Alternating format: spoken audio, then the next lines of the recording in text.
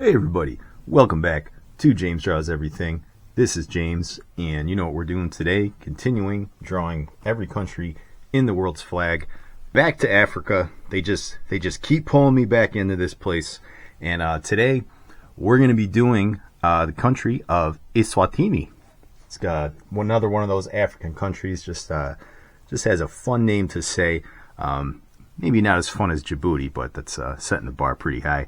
Eswatini, you probably know it as Swaziland, and this country got a new paint job in 2018 when it rebranded as Eswatini, and we'll get into that. And if you ask the average person on the street that maybe doesn't know anything about flags, you tell them, just describe to me an African flag, and they'd probably say, well, I don't know, it's got maybe a shield, some tribal designs, a couple spears on it, and they would have correctly guessed what the flag of Eswatini looks like. So there's that. It does have a cool flag. I like this one. It's kind of complicated too, but we'll get into that. We'll get into this country's history. Eswatini, kind of like Lesotho, it's inside South Africa, but not technically considered an enclave, right? So an enclave is a country that is completely surrounded by another one. And a lot of people kind of get those two confused, Eswatini and Lesotho. But Eswatini, it does actually share a border, a small border with Mozambique. So it's not really an enclave, but it is mostly surrounded by the country of South Africa.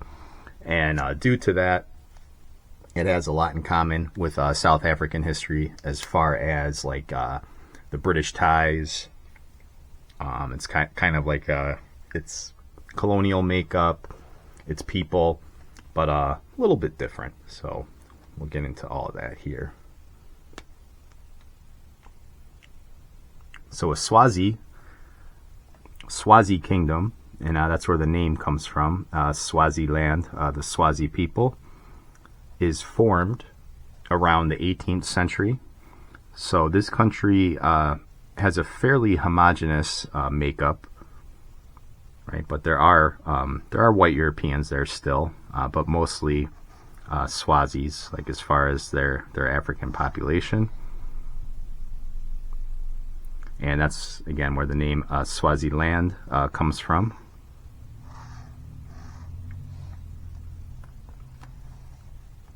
And then it becomes, excuse me, it becomes administered by the UK in 1903 after the Second Boer War, right? So the UK, Great Britain, kind of becomes like the dominant presence in South Africa, with the Dutch kind of losing out after the Second Boer War. So that's like, like the Transvaal region of South Africa, the British South Africa Company, so more of like a corporation than like an actual colony or state. Swaziland, though, is a little bit of an outlier because they had that unified kingdom, right, of the Swazis that they set up. So they were allowed a little bit of autonomy and self-governance under the British. Let's do these blue bands up here first.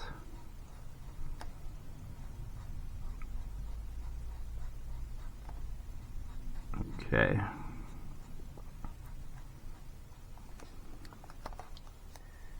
I just want to get rid of my pencil lines quick because it's kind of messing with my yellows.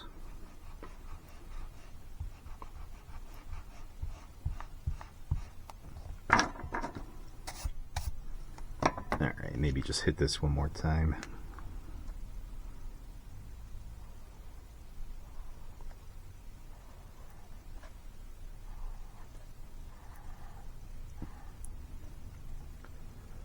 All right.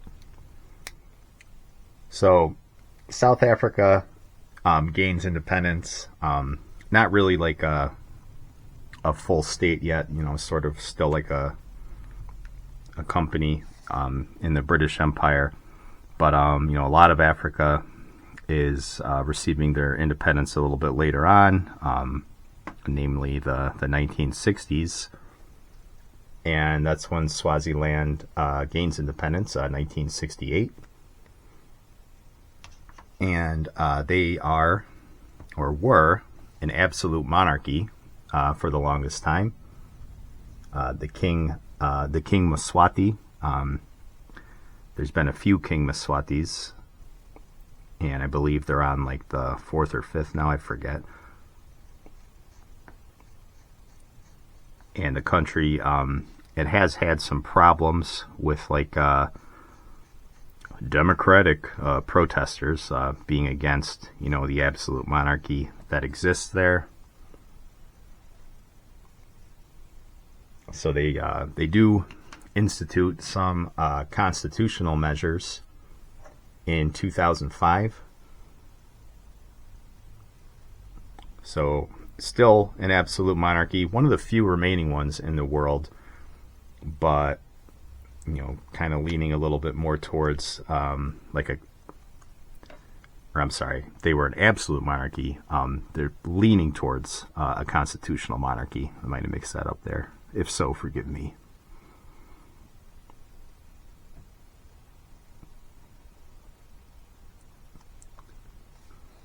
Yeah, and then in 2018, that's when this country renames itself, King Mswati III.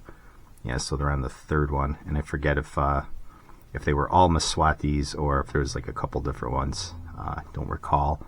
Off the top of my head, I do apologize for that. James shows everything, maybe didn't do his homework as well as he could have today. I do these from memory, guys, so cut me some slack, all right? Okay, and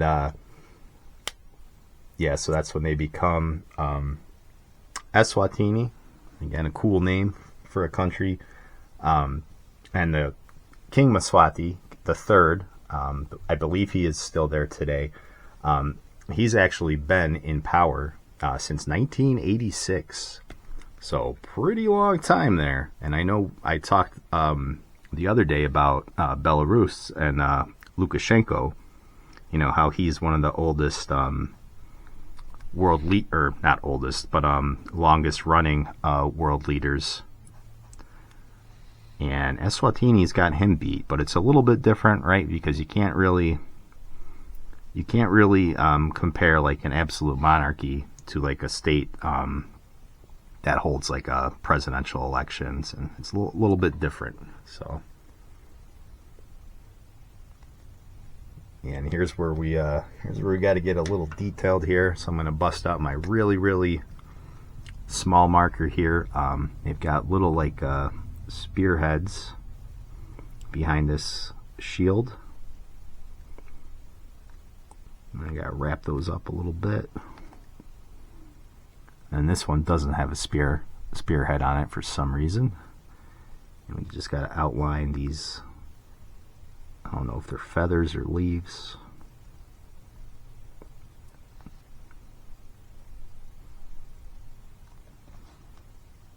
All right, and then they got a little bit of a tiny bit of red in there.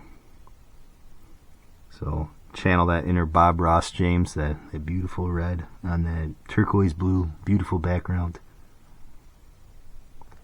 Okay. Now the cool part, we got to get to the shield. So yeah, as far as the country now, it does have a lot of problems with poverty, a lot of issues with AIDS, like a very high AIDS rate, HIV in this country. A lot of problems with brain drain too. So Eswatini does have issues with keeping their best and brightest there. A lot of them, they'll like go into South Africa for work. South Africa being a much richer, much more developed economy. So there are issues there where, you know, they're not bringing the money back and losing their talent. We kind of talked about that a little bit on our Malaysia episode. Let's see, it's just got these little...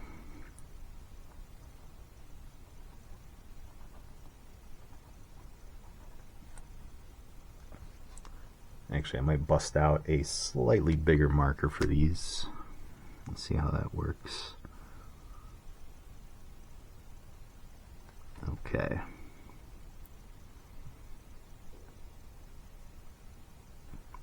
Alright, so you seeing it now? It's got like that cool little like a tribal sort of shield pattern. I dig it. I think it's a neat flag. And like I was saying before, if you ask somebody not in the know, you know, not one of my listeners, you guys are all on the up and up, you know your flags. Yeah, they might just say, you know, describe an African flag. Oh, it looks like this. It looks like Eswatini. Alright, so we got to do the same thing on the other side, just reverse. So white instead of black. So this will be a black background.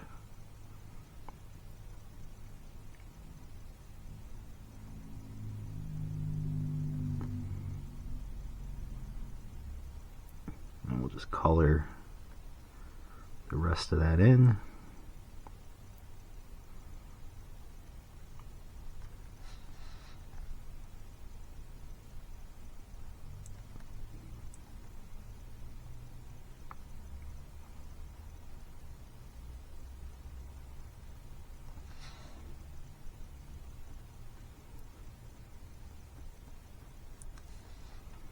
Maybe just solidify my outline a little bit more on that shield.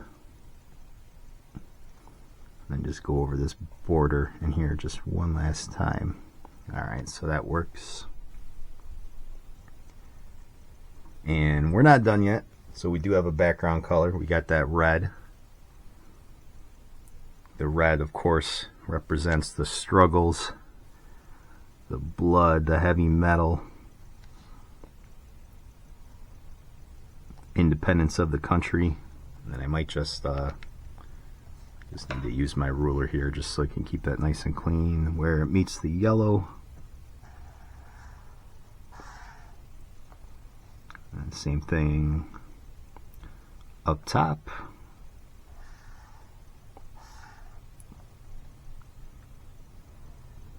Okay, and then it's just a matter of going in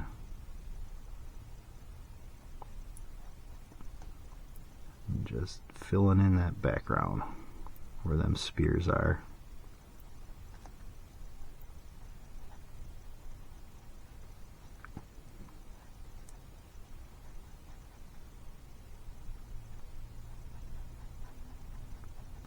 That brown is pretty light.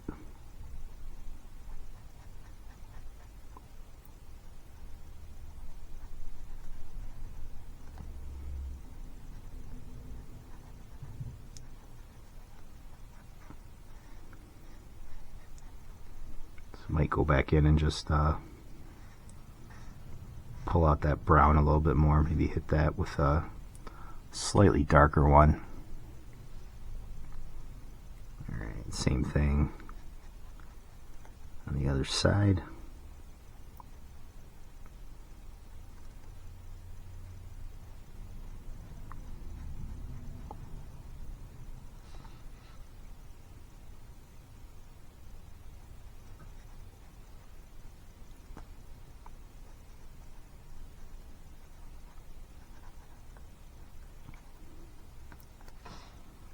Almost there.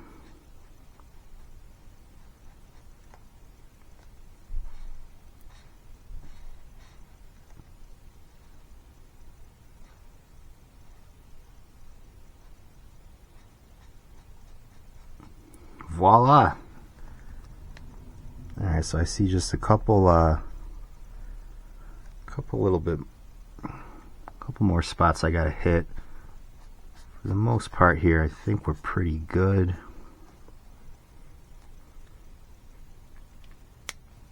Alright, let's just see if we can make that brown stand out just a little bit more. We just kind of border it with the fine side.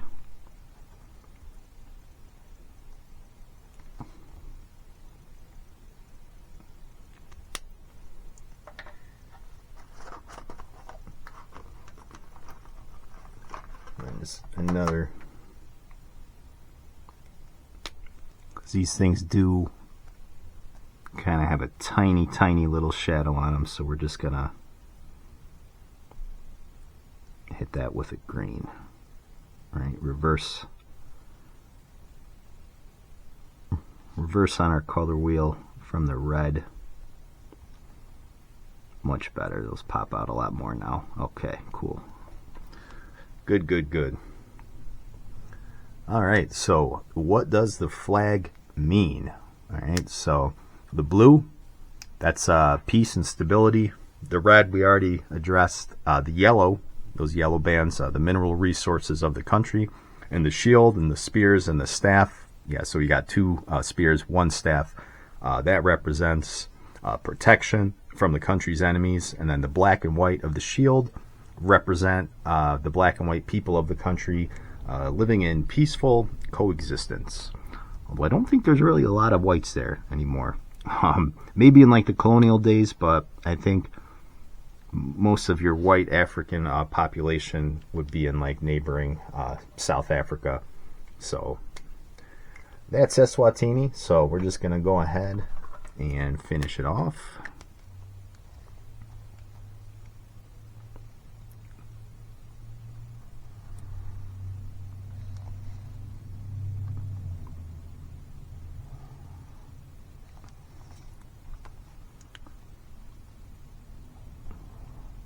A little bit of a tricky one, but we pulled it off. Still got to do Turkmenistan. Dreading that one. Alright, so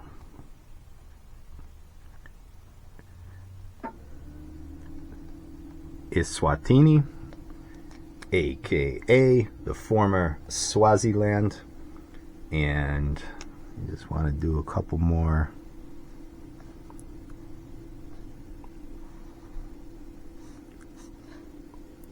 Things there just to make that blue stand out a little bit more, and I think we're done.